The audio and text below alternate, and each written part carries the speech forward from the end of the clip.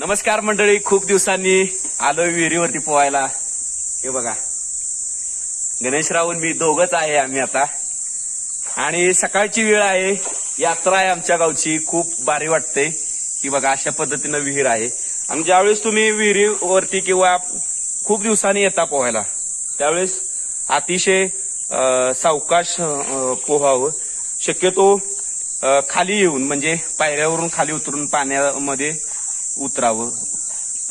नवीन ज्यावेळेस तुम्ही पोहायला येता त्यावेळेस म्हणजे तुम्ही पोहत असता, तुम्हाला पोहायला येतं.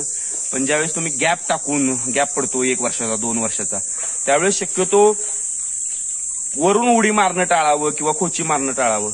कारण काय होतं, आपल्याला पोहायला येतं, आपण काय बुडणार नसतोय, पण म्हणजे आपल्याला त्याचा त्रास होऊ शकतो.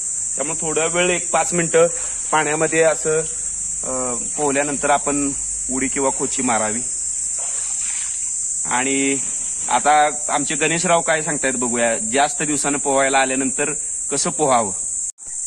गणेशराव सांगा, म्हणजे जास्त दिवसानं, आता तुम्ही 2 वर्षांनी पोहायला आलाय, तुमचा अनुभव काय?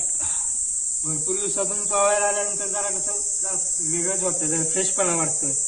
आणि कसं आहे, 2-3 वर्षाचा गॅप पडल्यामुळे थोडा अंदाज चुकू शकतो, काय होऊ शकतं. त्यासाठी जेवढं खालून पोहेल तेवढं छान असतं. याकडे पहिलं जसं आपण वरतून उडी टाकतो किंवा वरतून बाण मारतो, खोच मारतो, एखाद्या वेळेस अंदाज जर चुकला तर समोर खाली सुद्धा आपण पडू शकतो, बरोबर, पायरीवरती पडू शकतो, लागू शकतं, इजा होऊ शकते. त्यासाठी थोडा अंदाज घेऊन नंतर जे आपल्याला जर वळून उडी टाकायची असेल, बाण मारायचं असेल किंवा जसं आपल्याला मनसोक्त पोहायचं असेल तसं आपण पोहू शकतो. आपली जी मजा आहे ती घेऊ शकतो. धन्यवाद.